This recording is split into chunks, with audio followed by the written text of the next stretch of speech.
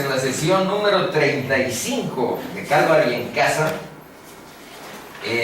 examinando el libro de Hechos de los Apóstoles. Estamos en la transición del capítulo 15 al 16 y lo primero es que hagamos un poco de memoria. Eso significa la palabra memorandum.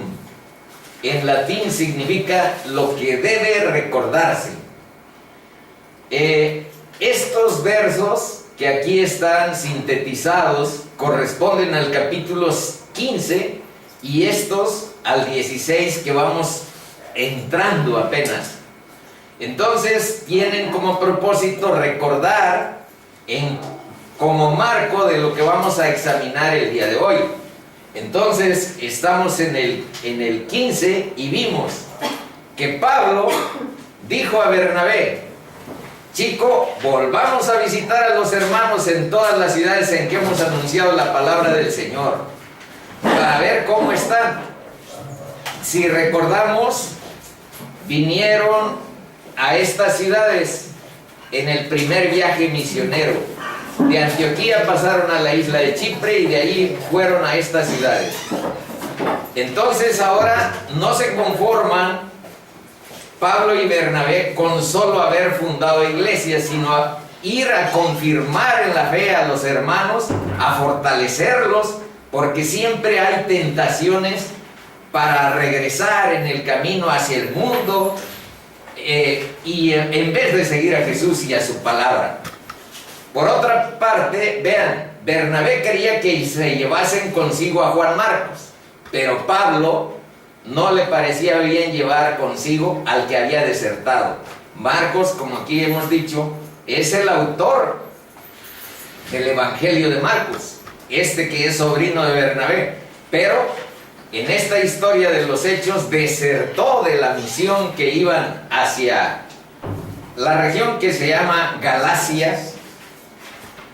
Y por eso Pablo no le parecía bien llevarlo. Pero hubo tal desacuerdo entre ellos que se separaron el uno del otro. Bernabé se fue con su sobrino Marcos y navegó a Chipre. Y Pablo escogió a Silas, que aquí vamos a ver que se llama también Silvano. Y se fueron a Siria y a Cilicia. De Cilicia es Pablo, ahí está la ciudad de Tarso. Y acuérdense que antes Pablo se llamaba Saulo de Tarso. Tarso es la capital de Cilicia. Y fueron para confirmar las iglesias. Esto nos da una idea de que aún las personas que son, digamos que muy maduras en la fe, pueden tener desacuerdos entre ellos, como se presentó entre Bernabé y Pablo. Hay desacuerdos, pero aquí vamos a ver cuál es la fórmula de la Biblia respecto a ese tipo de situaciones y cuál tiene que ser nuestra actitud en relación con todos los demás hermanos. De una vez se las leo. Dice Efesios 4:3: solícitos en guardar la unidad del Espíritu en el vínculo de la paz. En otras palabras, hermanitos, por mucho que haya discrepancias entre ustedes, busquen guardar la unidad en el vínculo de la paz, que haya reconciliación y paz entre nosotros. Sin embargo, aquí vean, es Pablo y es Bernabé, grandes líderes, grandes maestros de la fe, los que tuvieron cierta discrepancia, cierto desacuerdo en este segundo viaje misionero que vamos a examinar a partir de hoy. Bueno, quiso Pablo que fuese con él y tomándole antes. Después llegó a Derbe y a Listra, y aquí había ahí cierto discípulo llamado Timoteo. Está creciendo el equipo misionero. Vean por qué. Ahora Pablo, que va junto con Silas o Silvano, como vamos a ver en unos versículos más adelante, que se le conoce dentro de la Biblia también como Silvano o Silas. Pero ahora, cuando pasan aquí confirmando las iglesias, encuentra Pablo a un chaval como de 20 años, llamado Timoteo. Y ese Timoteo se convirtió, digamos que en su hijo espiritual, y lo reclutó para esta segunda misión y anduvo acompañándolos en todas partes a las que fueron en este segundo viaje misionero. Y vamos a ver en el versículo 10 del capítulo 16 que ya se integra en este equipo del segundo viaje Lucas, el autor del libro de Hechos. Aquí van a ver en un versículo, de una vez se los enseño, en el 10. Vean, primero está contando: y atravesando Frigia y la provincia de Galacia, que es esta, Galacia, Frigia, les fue prohibido por el Espíritu Santo hablar la palabra de Asia. Pero ahora... En Asia. En Asia. Pero ahora vean en el versículo 10 cómo cambia. Aquí está hablando en tercera persona. Intentaron ir a Bitinia, pero el Espíritu no se los permitió. Tercera persona. Pero cuando llega el 10, vean lo que dice: cuando vio la misión, enseguida procuramos partir para Macedonia, dando por cierto que Dios nos llamaba para que les anunciásemos el Evangelio. Aquí, el autor del libro de Hechos habla en primera persona y se integra al equipo de los misioneros. Y lo podemos ver ya en las cartas de Pablo a tesalonicenses, especialmente, donde menciona que está ahí acompañado por el doctor Lucas. Lucas, aquí está un breve perfil, es un médico de profesión. Lucas, el autor de Hechos y autor del Evangelio de Lucas, por supuesto. Y aquí están algunos datos de Timoteo. Es hijo de madre judía y de padre griego. Por eso lo circuncidó Pablo, para que no sirviera de estorbo el hecho de que no estuviera circuncidado y fuera, digamos, de origen judío. Porque si su madre es judía y aunque su padre sea griego, dentro de las leyes de los judaicos, de los judíos, quiere decir que él era judío. Y si no estaba circuncidado, se le consideraba como un apóstata, como alguien que renunciaba, digamos que a su origen, y ser del pueblo escogido por Dios, pues se consideraba una gran afrenta que alguien no tuviera eso. Entonces, porque no hubiera trabas frente a los judíos, porque acuérdense que Pablo siempre llega, y aún aquí donde vamos a ver que llega, no llegan a una sinagoga a Filipos, porque no hay sinagoga, pero llegan a la comunidad judía, a donde oran, y oran cerca de un río, y ahí cerca de ese río fueron a decirles el Evangelio. Eso es lo que vamos a examinar el día de hoy. Entonces, estos son los 4 miembros de este viaje misionero que creció, porque si se acuerdan, en el primer viaje los únicos que participaron fue Pablo y Bernabé.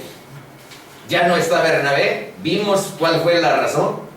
Bernabé se fue con su sobrino, y yo creo que Dios permitió que se fuera cultivando de mejor manera, a lo mejor, el carácter de Marcos, porque aparte de ser el autor del Evangelio que lleva su nombre, fue un muy cercano discípulo, hijo espiritual de Pedro. En las cartas de Pedro se constata ese hecho de que Marcos era una persona muy allegada a Pedro. Ya hemos visto aquí unos de esos versículos que así lo atestiguan.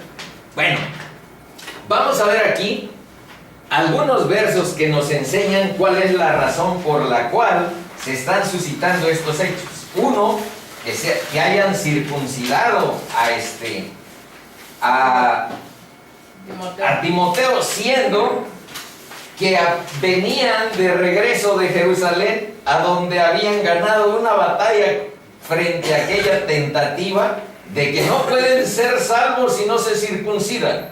Acuérdense de eso. Y ahora ya regresando victoriosos de esa tentativa, de todas maneras circuncida a este amigo. ¿Por qué? Eso es lo que quisiera que estudiáramos y comprendiéramos la razón. Fíjense. Primero está uno de reconciliación que se cierra con este de aquí abajo, que ya leímos. Dice, por tanto, si traes tu ofrenda al altar y allí te acuerdas de que tu hermano tiene algo contra ti, deja allí tu ofrenda delante del altar y anda, reconcíliate primero con tu hermano y entonces ven y presenta tu ofrenda. Esto les queda muy bien a Pablo y a Bernabé en términos de la reconciliación necesaria en la grey cristiana, la reconciliación necesaria antes de querer ofrendar cualquier tipo de trabajo, cualquier tipo de obra, cualquier tipo de empresa que tenga que ver con la palabra de Dios.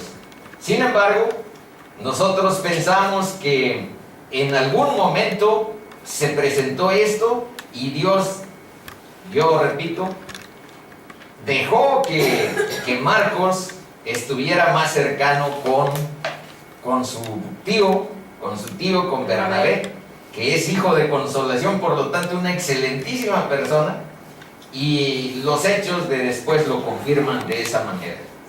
Bueno, ahora esta porción de la Biblia nos enseña que este sujeto, Silas, tenía ciudadanía romana y pertenece justamente a unos versos que ya no vamos a leer hoy, pero que pertenecen al capítulo 16. Está el 37 y el 38. Ahí es donde se aclara que los dos son ciudadanos romanos, tanto Pablo como Silas y Silvano. ¿Y por qué es importante identificarlo? Porque en el tiempo a donde están, ser ciudadano romano te permite derechos civiles que a los que no tienen tal estatus no tienen. Y ahora que por ahí los persiguen o los encarcelan, como es el caso de lo que sucedió en Filipos, y van a ver la cosa ridícula por la que los encarcelan. Bueno, ridícula en parte porque finalmente se trataba de unos intereses mercantiles, comerciales, de unas personas que explotaban a una pitonisa, esto es, a una persona que tenía dotes de adivina, pero esa adivinación venía inspirada por un espíritu satánico. Eso es lo que se trata en esta ocasión. Bueno, ¿qué dice Hechos 16? Después de azotarnos públicamente sin sentencia judicial, siendo ciudadanos romanos, está hablando Pablo y está hablando Pablo Silas. Y no metieron a ningún otro de los acompañantes, esto es Lucas, el doctor, ni a Timoteo, el joven compañero, a ellos dos no, sino solo a Silas y a Pablo los echaron a la cárcel. Y ahora dice, nos echan encubiertamente, no por cierto, sino vengan ellos mismos a sacarnos. Y los alguaciles hicieron saber estas palabras a los magistrados, los cuales tuvieron miedo al oír que eran ciudadanos romanos. Bueno, ahí dice romano.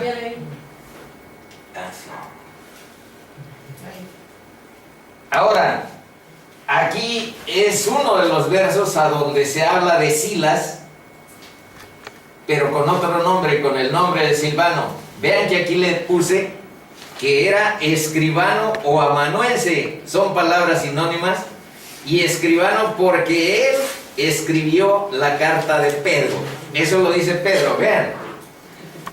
En la primera de Pedro, capítulo 5, versículo 12, se dice lo siguiente: por conducto de Silvano, a quien tengo por hermano fiel, os he escrito, brevemente amonestándoos y testificando que esta es la verdadera gracia de Dios en la cual estáis. Aquí está hablando de, por conducto de Silvano, hermano fiel, es que os he escrito brevemente. Esta carta pues no es tan breve, tienes estos capítulos 5, y aquí está otro verso de Primera de Tesalonicenses, a donde a Silas también le dice Pablo Silvano. Dice Pablo, es el primer verso de la primera carta a los tesalonicenses, capítulo 1, y dice: el saludo, Pablo, Silvano y Timoteo, a la iglesia de los tesalonicenses en Dios Padre. ¿Saben a quién está dedicado? Bueno, pero primero hay que leer el verso completo. A la iglesia de los tesalonicenses en Dios Padre y en el Señor Jesucristo, gracia y paz sean a vosotros, de Dios nuestro Padre y del Señor Jesucristo. Les quería mencionar que las ciudades que vamos a ver hoy en este viaje, en este segundo viaje de Pablo y los tres sujetos que ya vimos, Silas, Timoteo y Lucas, todos los nombres están dedicados a personajes que tuvieron algún parentesco con Alejandro Magno. Alejandro Magno era nativo de Macedonia y fue el cabeza del imperio greco-macedonio, del imperio griego, antes de que surgiera el imperio romano, que fue, digamos que, el estatus que dominaba políticamente Palestina y todo el área del Mediterráneo que estamos hablando en el tiempo de Cristo, unos cuantos años, 40, 50 años antes de la venida de nuestro Salvador. Lo que imperaba en toda esa región era el imperio greco-macedonio, Grecia y Macedonia. Y el cabecilla de ese imperio era Alejandro Magno, Alejandro el Grande. Bueno, pues por ejemplo, la ciudad de Filipos, que hoy vamos a ver a donde está dirigida la carta de los filipenses. La ciudad de Filipos tenía el nombre del padre de Alejandro Magno, que se llamaba Filipo, y le puso Filipo.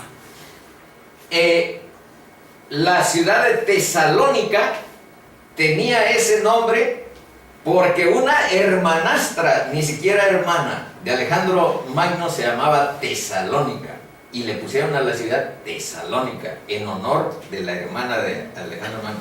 De ahí vienen tesalonicenses, primera y segunda de Tesalonicenses. Bueno, esto es nada más para recordarles que tanto Pablo como Bernabé pues hicieron notar lo que les dijeron a aquellos que los querían adorar cuando vimos, y les dijeron: ¿por qué hacéis esto? Nosotros también somos hombres semejantes a vosotros. Ciertamente aquí en el capítulo 15, transición al 16, hemos visto que tuvieron estas características de ser demasiado humanos.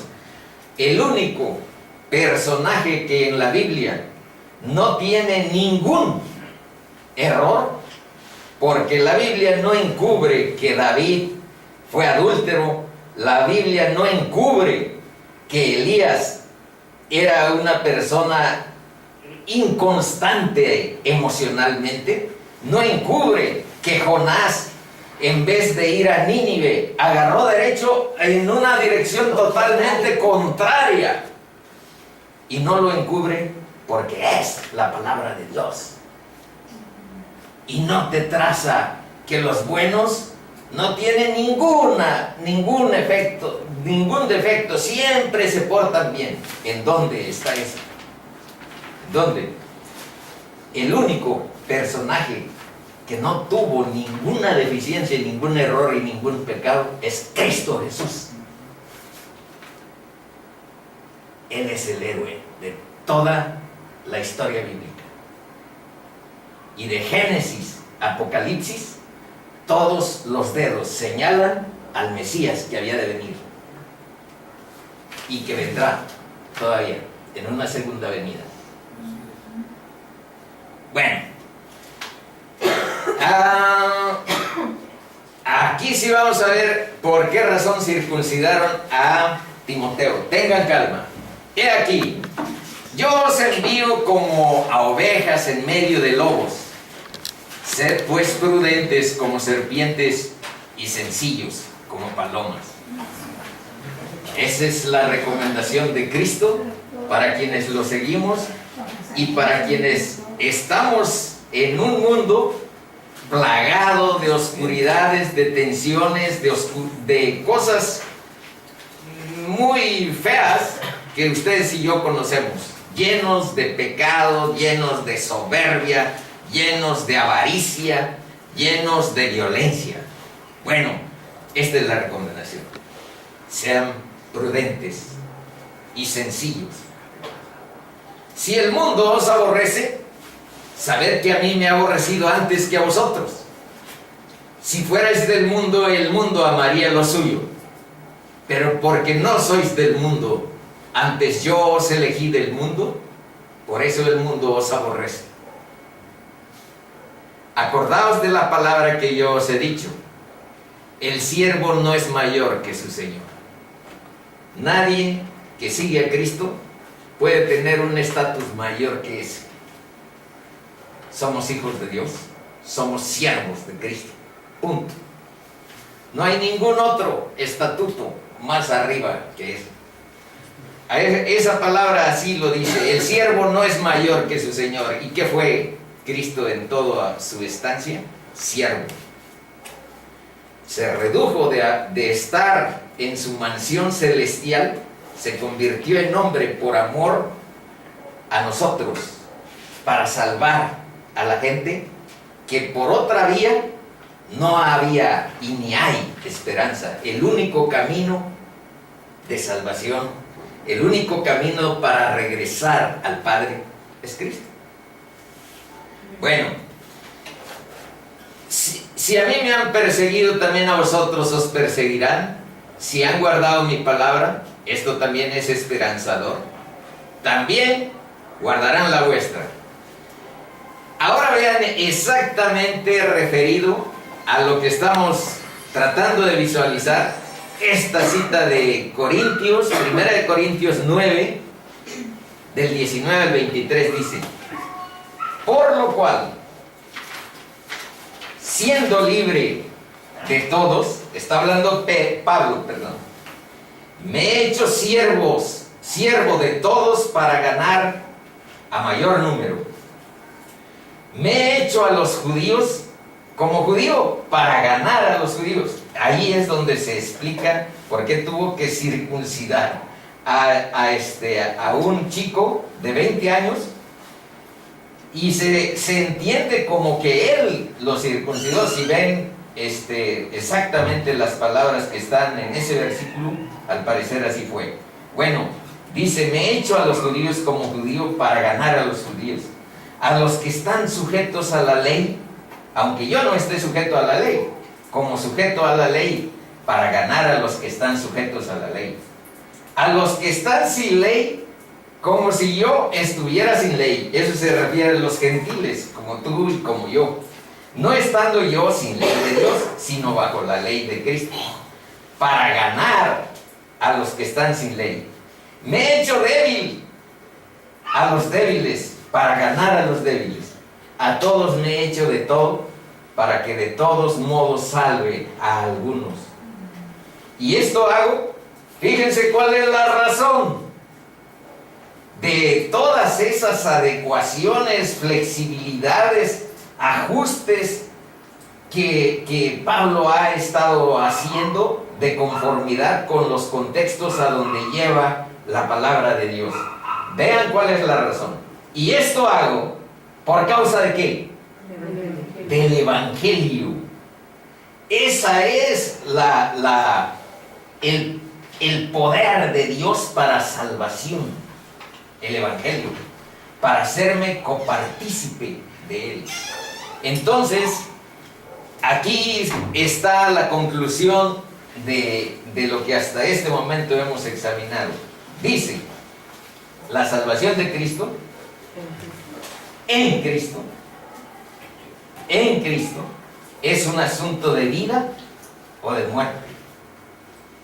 Es la razón por la que Jesucristo dejó su morada celestial para encarnarse como hombre y padecer llevando los pecados del mundo.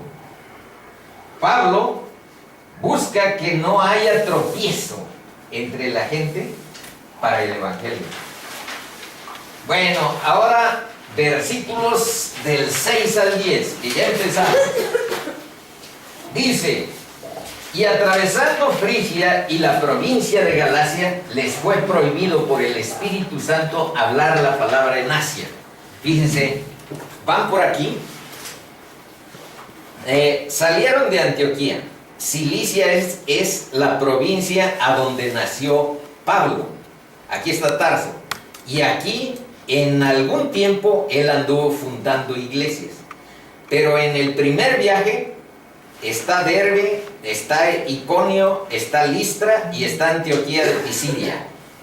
Este es Antioquía de Siria, este es Antioquía de Pisidia. Cuando llegaron a esta parte,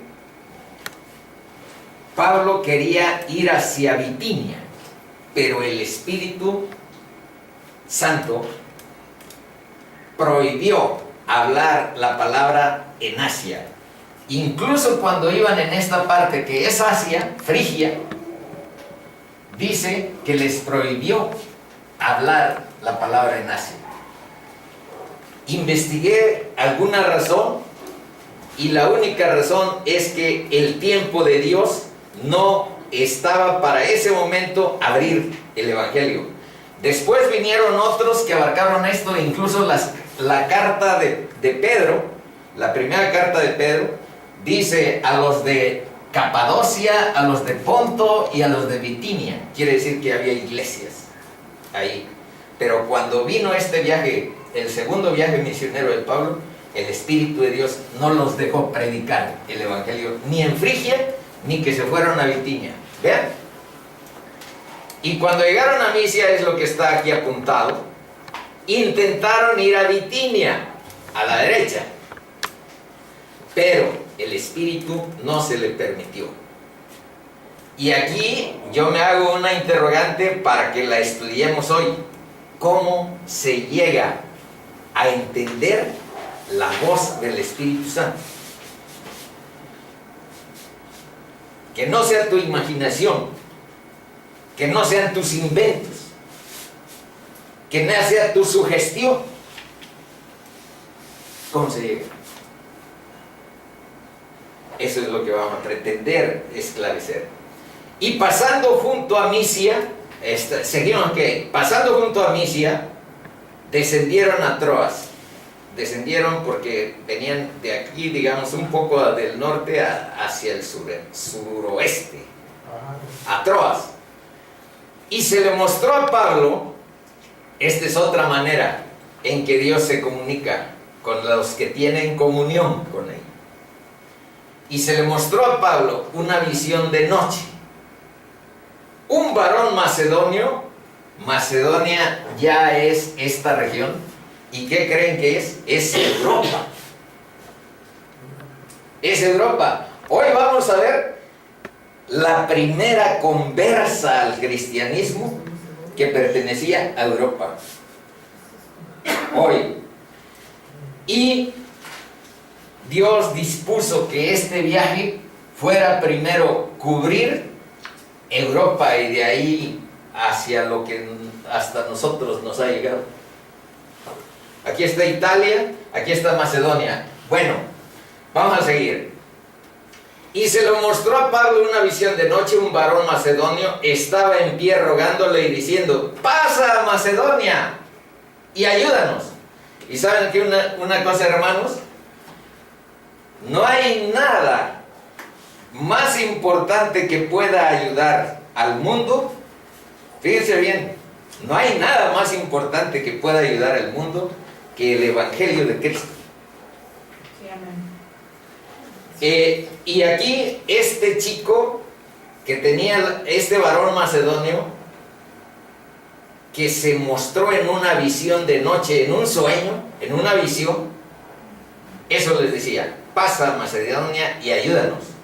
Y ahora vean, ya Lucas integrado dice, cuando vio la visión, Pablo, enseguida procuramos, ya me meto, yo también lo hice, para partir para Macedonia, dando por cierto que Dios nos llamaba. Otra vez ya Lucas está plenamente integrado para que les anunciásemos el Evangelio. Y van a ver que cuando se regresan de ese viaje hacia la ruta que por ahí vamos a distinguir, quien se queda en esa región es Lucas. Bueno, ¿cómo podemos escuchar al Espíritu Santo de Dios en nuestra vida? Primero, convirtiéndonos a Cristo, hermanitos. Aquí está parte de el origen de nuestra separación con Dios. Pero bueno, vamos primero a ver esto. Tener comunión, tener dependencia de Dios, tener una relación, un vínculo con Dios, es la condición para tratar de entender. No siempre escuchamos. Yo en muchas ocasiones, se los digo así abiertamente, no escucho. ¿Por qué? Porque hay interferencias con tus afanes del mundo, porque tienes y porque tienes pecado también. En condiciones de esa naturaleza ni lo intentes, porque además no es una voz audible. Es una sensación de conocimiento y de presencia. Puede ser audible, pero no siempre lo es. Yo aquí he dicho que en alguna ocasión, cuando Dios estaba cambiando mi corazón, hubo algo que más o menos escuché que decía: ten confianza, tus pecados te son perdonados. Y cuando eso sucede, tú sientes que tu vida es otra. Si eso sucede, es otra. No puede ser la misma. Y esa es la sensación de escuchar. Si estás en comunión, ¿Y cuál es la contra? Bueno, que nosotros nos sentimos autosuficientes, nos sentimos independientes y orgullosos. ¿De dónde creen que vengo yo? Aquí está 2 compañeros de trabajo. Si algún distintivo tuve en el ejercicio de mi profesión, fue el orgullo. Si algún distintivo me caracterizó en 40 años de servicio que estuve en la docencia, fue el orgullo profesional, porque me sentía visto, porque me sentía culto. Admirado. También, pero ¿para qué le agrego más apelativo? ¿Y de dónde viene esa sensación de autosuficiencia, de independencia, de orgullo? De tu separación con Dios. Porque ante Dios solamente hay humildad. Ante Dios solamente hay sencillez y que bajes la cabecita delante de Él. Su sabiduría no tiene ningún punto de comparación con tu sabiduría chafona. Por muy orgullosa que te llenen tus sentidos, lo que aprendiste en las universidades, sí, sirve para ganarte el pan, pero lo que aprendiste en las universidades fue también a entender la vida sin Dios. Y te buscan destacar que lo primero que hay que hacer es cortarla con Dios. Estorba para tu vida. Entonces, esa es la crisis. Y ahí vamos a ver dónde está el origen de esa separación. Vean, esto ya en alguna ocasión, estoy seguro que ustedes lo han escuchado, y de todas maneras vale la pena reformularlo, reconsiderarlo. Dice: entonces dijo Dios, Génesis 1, 26, 27, hagamos al hombre a nuestra imagen, conforme a nuestra semejanza, y vean, y que domine y que sea tenga su trono en este mundo, que después nosotros se lo dimos a Satán, a Satanás, ese trono, pero Dios nos lo dio a nosotros. Fíjense bien. Y señoree en los peces del mar, ese es nuestro trono, en las aves de los cielos, en las bestias, en toda la tierra y en todo animal que se arrastra sobre la tierra. Y creó Dios al hombre a su imagen, a imagen de Dios lo creó, varón y hembra los creó. Nos creó juntos y en un cierto sentido en la misma igualdad. Dice: y Jehová Dios hizo nacer de la tierra todo árbol delicioso a la vista y bueno para comer. Y vean, también el árbol de la vida, este es el árbol de la vida eterna, en medio del huerto. En otras palabras, sin pecado, en comunión, en dependencia, en relación y vínculo con Dios Padre, pues no hay muerte. No hay muerte. ¿Por qué? Porque teníamos acceso al árbol de la vida en medio del huerto. Y también el árbol, y también en medio del huerto, aquí está el problema. Y el árbol de la ciencia del bien y del mal. Y mandó Jehová Dios al hombre diciendo: este es el mandamiento único que había en el Edén. De todo árbol del huerto podrás comer, hasta del árbol de la vida eterna. De todos. Mas del árbol de la ciencia del bien y del mal no comerás, porque el día que de él comieres, ciertamente morirás. Y ahora, bueno, pero primero vamos a seguir leyendo el último verso. Y esto que parece fábula de niños, si piensan que es fábula de niños, hermanitos, es porque no han visto en su corazón que seguimos comiendo del árbol de la ciencia del bien y del mal y separados de Dios, diciéndoles: yo no voy a seguir tu palabra. Ahí sí dice lo que está bien y lo que está mal, pero yo, independiente, autosuficiente, y lo que está aquí, ¿qué otro es? Y por orgullo, yo sé por mi cuenta, yo soy Dios de mí mismo. Eso es lo que nos dijo Satanás, eso nos dijo la serpiente. Vean. Entonces la serpiente dijo a la mujer: no moriréis. O sea, Dios miente. Eso le dijo: ciertamente morirás. No moriréis, sino que sabe Dios que el día que comáis de él, de este árbol del bien y del mal, serán abiertos vuestros ojos y seréis como Dios, sabiendo el bien y el mal. Vean ahora entonces algunas conclusiones. La mentira de la serpiente fue decirle a la mujer que ella y su marido serían como Dios. ¿Y qué creen que nos sigue? Que nos sentimos nosotros. Nos sentimos como Dios. Nosotros sabemos el bien y el mal y no necesitamos seguir la palabra de Dios. Nosotros la seguimos por nuestra cuenta. Quédate con tu palabra. Yo sé por mi sabiduría lo que es bueno y lo que es malo. En eso consiste esta línea de separación y muerte que nosotros hemos establecido y hemos optado. La otra es esta. Pero vamos a seguir. Dice: dijo que al existir como seres creados a la imagen de Dios, pues podían ser Dios de sí mismos. Este es el pecado. Querer ser Dios de sí mismos. Si nosotros somos seres creados que dependemos totalmente de Dios.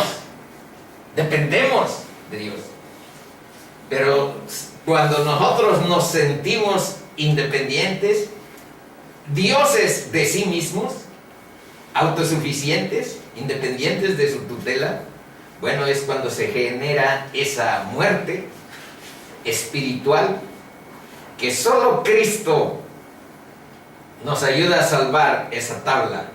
¿Por qué creen que vino Cristo? Porque era necesario porque esa separación no tenía solución. Esa separación que estamos aquí viendo.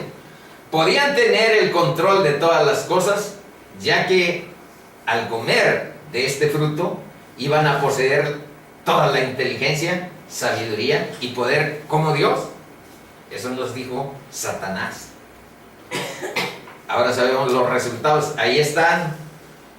Ya en alguna ocasión puse como ejemplo el siglo de las luces y lo que produjo.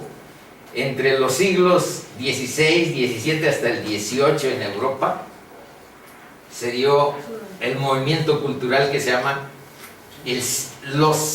la iluminación, la ilustración.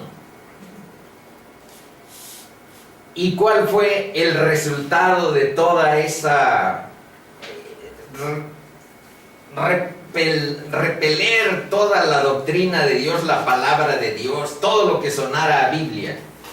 Pues terminó en la Segunda Guerra Mundial de 1938 a 1945, y no mencionamos la primera del 14 al 18. Y la pregunta es, ¿por qué no hemos sido capaces de construir una sociedad en paz? ¿Por qué no hemos sido capaces de construir una sociedad en justicia, en hermandad, en fraternidad, y que nos abrigue con cierta seguridad? ¿Por qué? Porque tenemos esa separación de nuestro Creador. Dice, para hacer las cosas conforme a tu albedrío, tú vas a discernir lo correcto y lo incorrecto según tu propio criterio. Ese fue el gran engaño. Y dice, ¿ha cambiado algo desde entonces hasta el tercer milenio? ¿O seguimos siendo engañados con la misma ilusión de que seremos como dioses, de que la podemos hacer independientes de Él, de que somos autosuficientes con la sabiduría que creamos los humanos para lograr todos nuestros planes, incluida nuestra vida eterna? Ese engaño que aquí se está viendo, y que muchos piensan que estos ingenuos versos solo traducen o solo mencionan una especie de fábula para los niños. Yo lo que veo, hermanitos, es que aquí está el origen de nuestra separación y de nuestro destino perverso en relación a Dios. Entonces, lo que tenemos que hacer es, ¿ha cambiado, dice algo? Pues de plano no. Y aquí está la salvación, hermanitos, el Evangelio sintetizado. Primero Marcos 1:15. Cuando Cristo vino, es porque sencillamente no había una solución que nosotros pudiéramos procesar. Y si Él sufrió las consecuencias del pecado en la cruz, fue porque era la justicia de Dios que podía salvarnos a nosotros. Entonces, ¿cuál fue el primer mensaje que Jesús dijo cuando inició su ministerio en la tierra? Dios encarnado es Jesús. Esta es, el tiempo se ha cumplido y el reino de Dios se ha acercado. Arrepentíos y creed en el Evangelio. Y aquí les puse ilustrado, en síntesis, en qué consiste el Evangelio.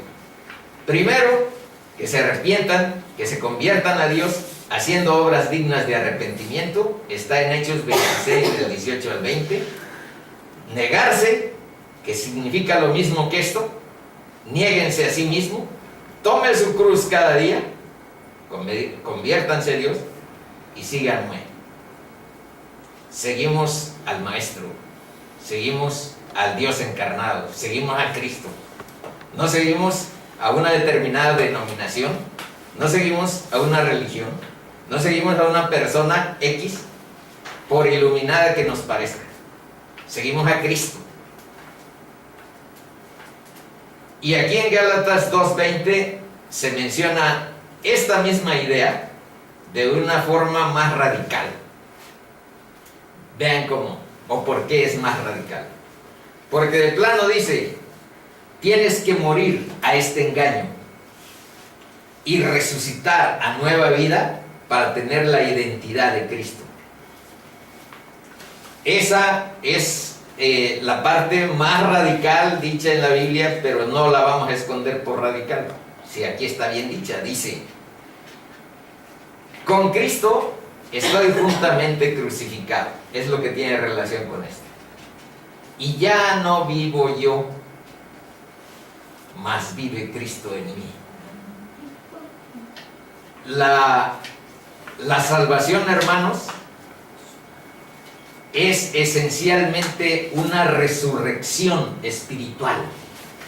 Es nacer a nueva vida.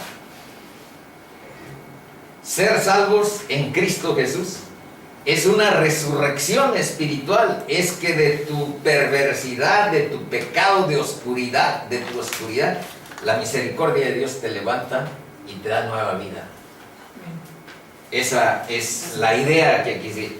Y lo que ahora vivo en la carne, porque seguimos viviendo en la carne, lo vivo en la fe del Hijo de Dios.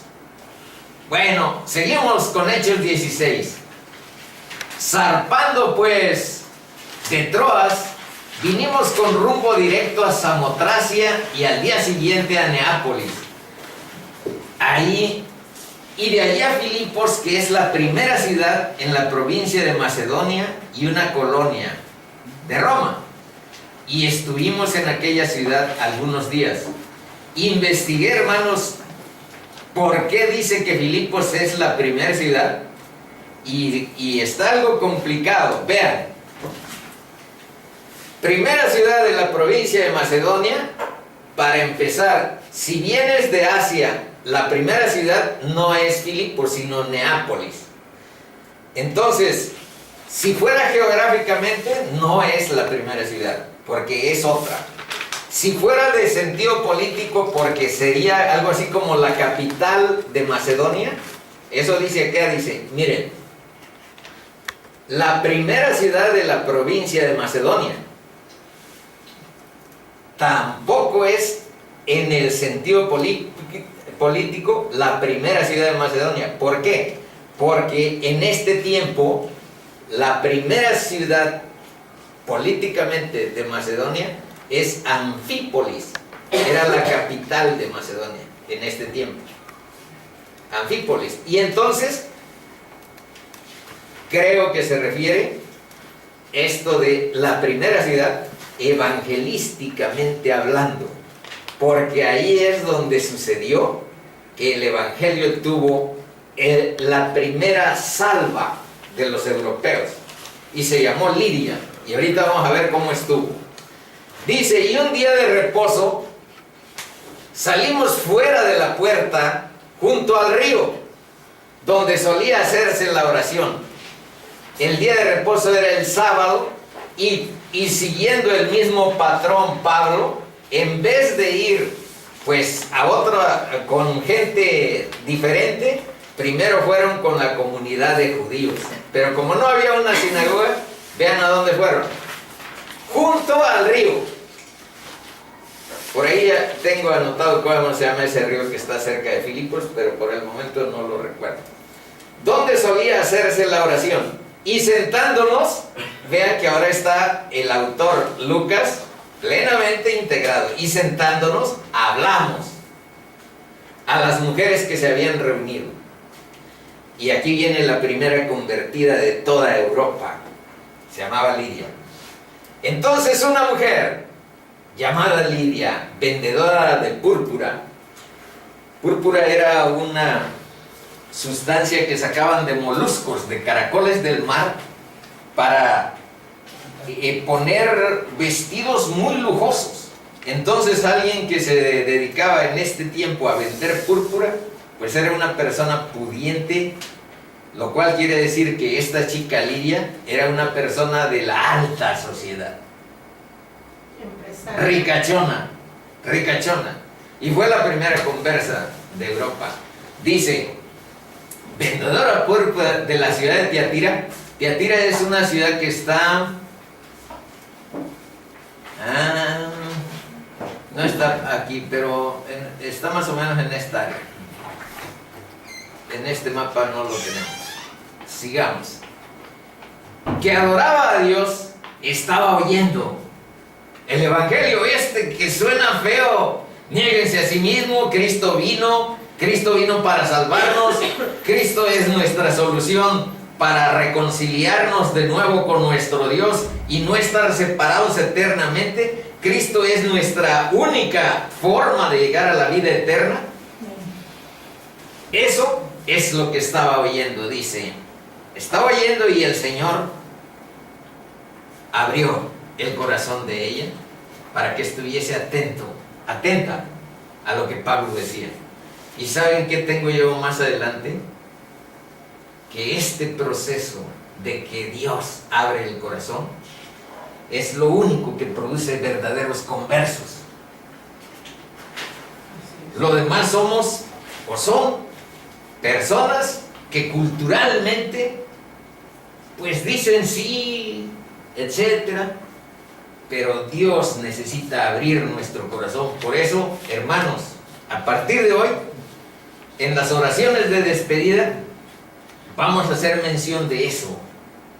Y yo les pediría que ustedes también la hagan independientemente en sus devocionales diarios que hagan frente a Dios, que le pidan eso. Señor, abre mi corazón. Quiero entender tu verdad. Quiero la vida eterna en Cristo. ¿Por qué no me permites